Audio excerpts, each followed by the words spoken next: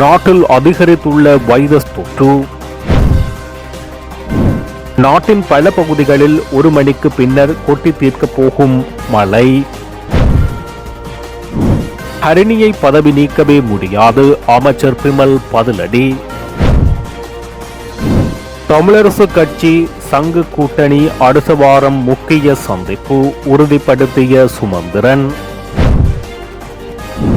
கிளிநொச்சி மின்சார சபையின் சுற்றுலா இல்லத்தில் புதையல் தோண்டிய மின்சார சபை ஊழியர்கள் கைது. பயங்கரவாதத்துடன் தொடர்புடைய தமிழ் முஸ்லிம் அமைப்புகள் 17 உட்பட 221 பேர் தடை செய்யப்பட்டுள்ளதாக வட்டமானி வெளியீடு. அரசாங்கத்திடம் பாரிய நிதியை கையளித்த புலம்பெயர் ஈழத்தமிழ் தொழிலதிபர். இலங்கை வந்த சீன வெளிவகார அமைச்சர். பிரதமர் பதவி தொடர்பில் ஹரணியின் தீர்மானம், ஜேபிபியின் உயர்பீடத்தின் முக்கிய அறிவிப்பு. ரணிலை காப்பாற்றிய 5 வைத்தியர்களுக்கு புதிய சிக்கல். தொடர்பான விரிவான செய்திகள். நாட்டில் வைரஸ் நோய்கள் பரவுவது அதிகரித்துள்ளதாக ஸ்ரீ ஜெயவரத்னபுர மருத்துவமனையின் ஆலோசகர் மருத்துவர் KBC ஜனக தெரிவித்துள்ளார். இன்ஃப்ளூவன்சா ஏ மற்றும் பி பரவல் மற்றும் இன்ஃப்ளூவன்சா அல்லாத வைரஸ் தொற்று அடையாளம் காணப்பட்டுள்ளதாக தெரிவித்துள்ளார். இதற்கிடையில் கொழும்பு மாவட்டத்தில் சிக்கன்குனியா வழக்குகளின் அதிகரிப்பு பதிவாகியுள்ளதாக தெரிவித்துள்ளார்.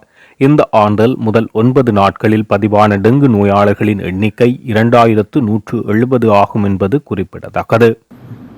வடக்கு, வடமத்திய, ஊபா, கிழக்கு மற்றும் மத்திய மாகாணங்களிலும் ஹம்பாந்தோட்டை மாவட்டத்திலும் அவ்வப்போது மழையோ அல்லது இடியுடன் கூடிய மழையோ பெய்யக்கூடும் என வளிமண்டலவியல் திணைக்களம் அறிவுறுத்தியுள்ளது. கிழக்கு மற்றும் ஊவா மாகாணங்களில் சில இடங்களில் 50 மில்லிமீட்டருக்கும் அதிகமான ஊரளவு பலத்த மழை பெய்யக்கூடும் என எதிர்வு கூறியுள்ளது. நாட்டின் ஏனைய பகுதிகளில் பிற்பகல் 1 மணிக்கு பின்னர் மழையோ அல்லது இடியுடன் கூடிய மழையோ பெய்யக்கூடும். வடமேல், மேல் மற்றும் சப்ரமோ மாகாணங்களில் சில இடங்களில் 75 மில்லிமீட்டருக்கு அளவிலான ஊரளவு பலத்த மழை பெய்யக்கூடும். மேல் சப்ரமுவ மற்றும் மத்திய மாகாணங்களிலும் காலி, மாத்தறை மற்றும் குருநாகல் மாவட்டங்களில் காலை வேளையில் பனிமூட்டமான நிலை காணப்படலாம். இடியுடன் கூடிய மழை பெய்யும் போது தற்காலிகமாக ஏற்படக்கூடிய பலத்த காற்று மற்றும் மின்னல் தாக்கங்களினால் ஏற்படக்கூடிய பாதிப்புகளை குறைத்துக் கொள்ள தேவையான முன்னெச்சரிக்கை நடவடிக்கைகளை எடுக்குமாறு பொதுமக்கள் அறிவுறுத்தப்பட்டுள்ளனர்.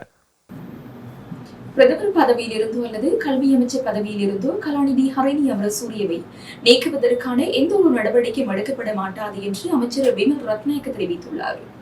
அவர் 2 பதவிகளிலும் தொடர்ந்து செயற்படுவார் என்றும் அரசுக்குள் இது குறித்து எந்தவிதமான கருத்து வேறுபாடுகளும் இல்லை என அமைச்சர் குறிப்பிட்டார்.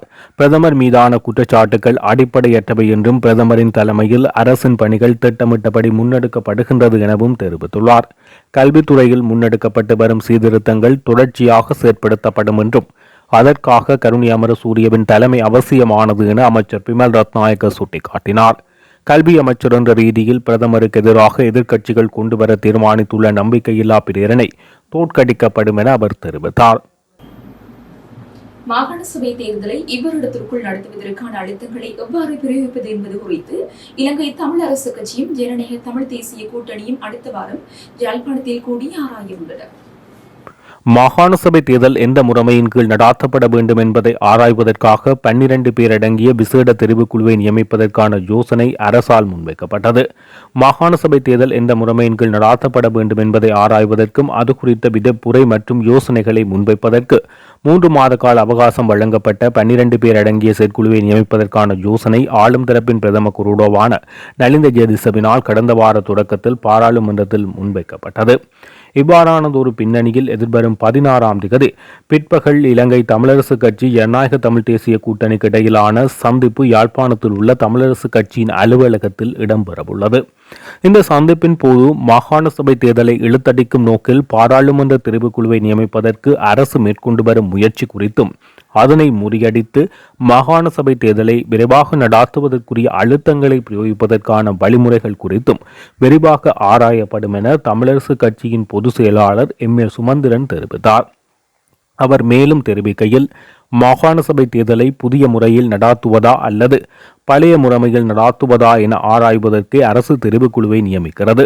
அந்த குழு புதிய முறைமையிலே மாகாண சபை தேர்தலை நடாத்த வேண்டும் என தீர்மானித்தால் அதன் பின்னர் எல்லை நிர்ணயத்தை மேற்கொள்வதற்கு ஓரிரு வருடங்கள் தேவைப்படும். எனவே இவ்வருடம் மாகாண சபை தேர்தலை நடாத்தும் உத்தேசம் அரசுக்கு இல்லை என்று தோன்றுகிறது. எனவே அடுத்த வாரம் ஜனநாயக தமிழ் தேசிய கூட்டணியின் சந்திப்பின் போது இது பற்றி விரிவாக ஆராய்வோம் என தெரிவித்துள்ளார். அதேவேளை இது பற்றி கருத்து தெரிவித்த ஜனநாயக தமிழ் தேசிய கூட்டணியின் ஊடக பேச்சாளர் சுரேஷ் பிரேமச்சந்திரன், தமிழரசு கட்சியுடனான சந்திப்பில் பேசப்படவுள்ள விடயங்கள் தொடர்பில் இன்னமும் தீர்மானிக்கப்படாத போதிலும் விசேட தெரிவுக்குழுவை நியமிக்கும் அரசின் முயற்சி குறித்து நிச்சயமாக பேசப்படும். மாகாண சபை தேர்தலை விரைவில் நடாத்தாமல் இழுத்தடிக்கும் நோக்கில் தெரிவுக்குழுவை நியமிப்பதற்கான முயற்சிகள் அரசு ஈடுபடுகிறது. தமிழரசு கட்சிக்கு இந்த விடயம் தெரியும். தற்போது 3 மாத கால அவகாசத்துடன் நிறுவப்படும் தெரிவுக்குழுவின் கால அவகாசம் பின்னர் மேல் நீடிக்கப்படும். அரசு உண்மையிலே மாகாண சபை முறைமையில் ஈடுபாடு கொண்டிருப்பின் தற்போது தமிழரசு கட்சியின் பாராளுமன்ற உறுப்பினர் சாணக்கியனால் பாராளுமன்றத்தில் சமர்ப்பிக்கப்பட்டிருக்கும் தனிநபர் பிரேரணையை நிறைவேற்றி பழைய முறைமையில் தேர்தலை உடனடியாக நடாத்த வேண்டும். அதன் பின்னர் அடுத்த தேர்தல் வரையான காலப்பகுதியில் எல்லை நிர்ணயம் உள்ள இடங்களாக புதிய முறைமையில் தேர்தலை நடாத்துவதற்குரிய நடவடிக்கைகள் முன்னெடுக்க வேண்டும். அதனை விடுத்து தேர்தலை காலதாமதப்படுத்துவதற்கு இவ்வாறான தெரிவுக்குழுவை நியமிக்கக்கூடாது என சுரேஷ் பிரேமச்சந்திரன் வலியுறுத்தினார். அம்பாறை மாவட்டம் கல்முனை பகுதியைச் சேர்ந்த சூப்பர் முஸ்லிம் அமைப்பின் தலைவர் டாக்டர் KLM ரஜீஸ் உட்பட 11 முஸ்லிம் அமைப்புகள், 6 தமிழ் அமைப்புகள் மற்றும் முஸ்லிம்கள் 106 பேர், தமிழர்கள் 95 பேர், சிங்களவர்கள் 4 பேர் உட்பட 221 பேர் பயங்கரவாதத்துடன் தொடர்புடையவர்கள் என தடை செய்யப்பட்டவர்களாக அரசு அறிவித்துள்ளது. 1968 ஆண்டின் 45ஆம் இலக்க ஐக்கிய நாடுகள் சட்டத்தின் கீழ் பெயரிடப்பட்ட நபர்கள், குழுக்கள் மற்றும் அமைப்புகளின் திருத்தப்பட்ட பட்டியல் அதிவிசேட வர்த்தமானி மூலம் வெளியிடப்பட்டுள்ளது. ஏற்கனவே 2014 மார்ச் 21 வெளியிடப்பட்ட வர்த்தமானியில் குறிப்பிட்ட சில பெயர்கள் நீக்கப்பட்டு 2025 டிசம்பர் 19 புதிய பெயர்கள் உள்ளடக்கப்பட்டு வெளியிடப்பட்டுள்ளது.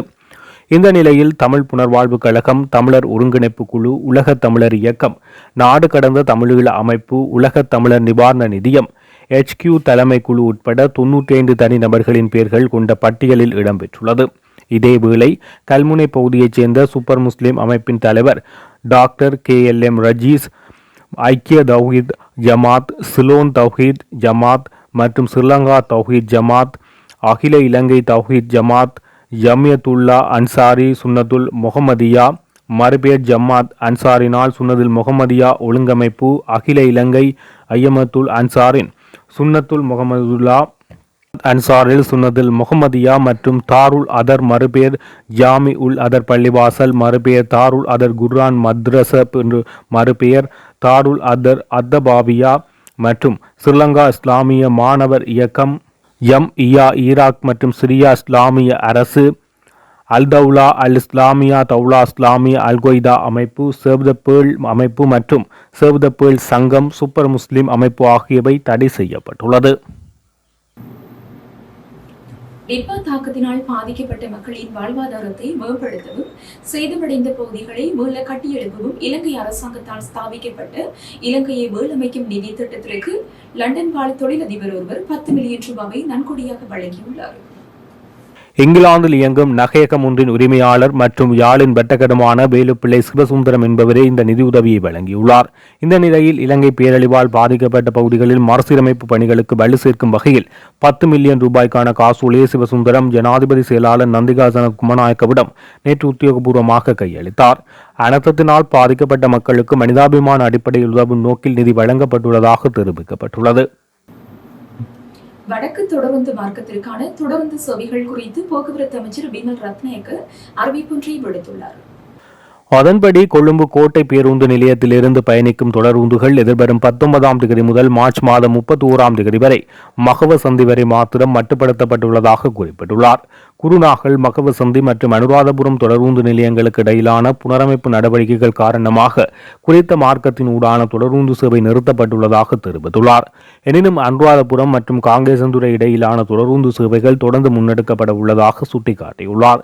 இதேவேளை இந்திய அரசாங்கத்தினால் கிடைக்கப்பெற்ற 5 மில்லியன் அமெரிக்க டாலர் மானிய உதவிகள் மூலம் டித்வா சூறாவளியால் ஏற்பட்ட அனர்த்தங்களினால் சேதமடைந்த தொடரூந்து மார்க்கங்களை புனரமைக்கும் நடவடிக்கைகள் முன்னெடுக்கப்பட்டுள்ளதாக பிமல் ரத்நாயக்க தெரிவித்துள்ளார். சீன வெளியுறவு அமைச்சர் வாங் ஜி உள்ளிட்ட குழுவினர் இன்று காலை கட்டுநாயக்க விமான நிலையத்தை வந்தடைந்தனர். தென்னாப்பிரிக்காவின் டர்பனில் இருந்து சீனா நோக்கி சென்ற 17 பேர் கொண்ட சீன குழுவினர் இன்று காலை கட்டுநாயக்க விமான நிலையத்தை வந்தடைந்தனர். இன்று பிற்பகல் வரை நாட்டில் தங்கியிருக்கும் சீன வெளியுறவு அமைச்சர் வாங் ஜி உள்ளிட்ட குழுவினர் மீளவும் தாயகம் நோக்கி திரும்புவார்கள் என அறிவிக்கப்பட்டுள்ளது.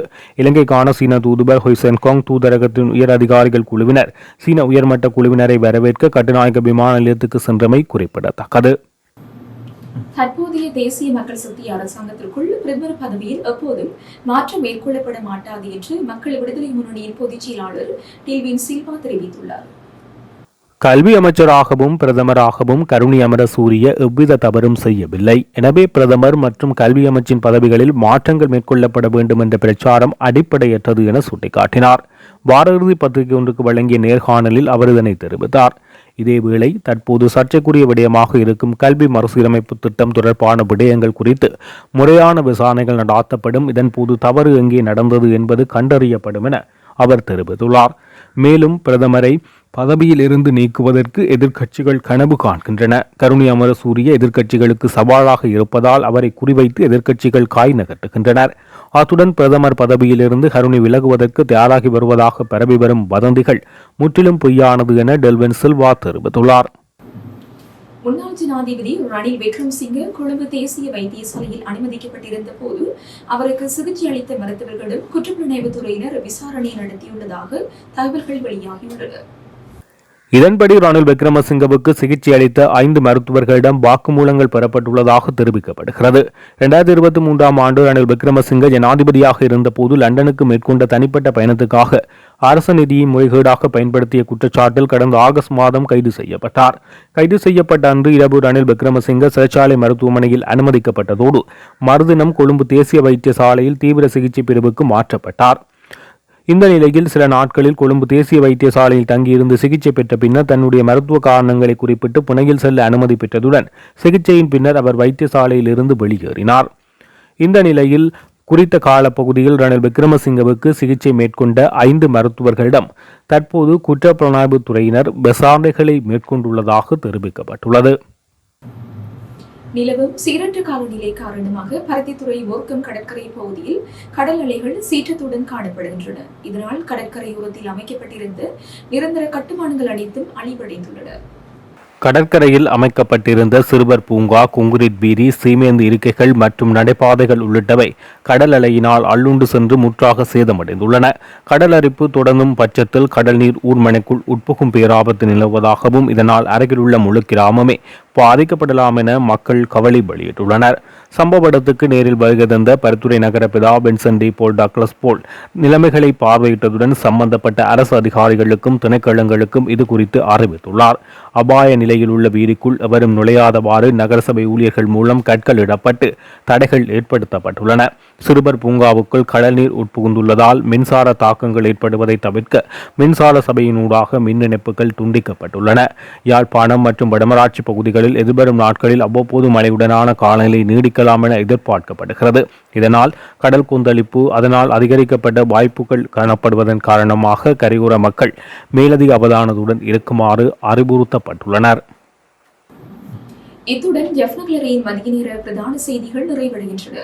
மேலதிக செய்திகளை அறிந்து கொள்ள www.jeffnaclery.lk என்ற இணையதளத்தினூடாக இணைந்து கொள்ளுங்கள்.